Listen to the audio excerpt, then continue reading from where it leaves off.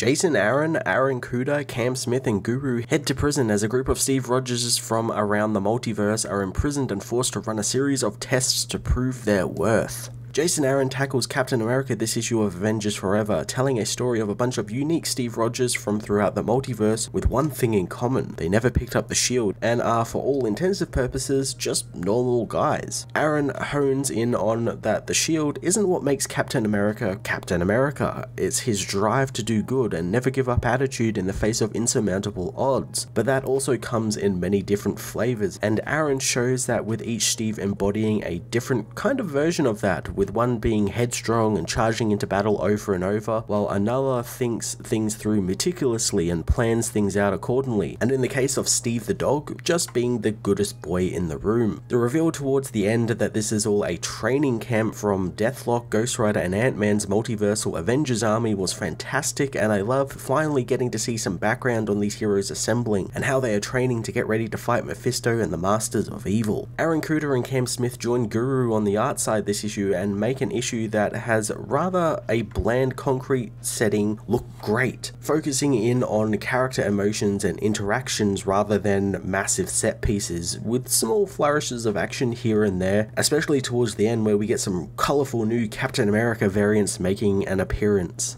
Avengers Forever issue 7 was a fantastic Captain America centric issue, focusing on the character's strive for good and facing down great odds over the flashy costume and shield, and how even when Steve doesn't pick up the shield, he still very much is Captain America. I'm gonna give this issue a 10 out of 10.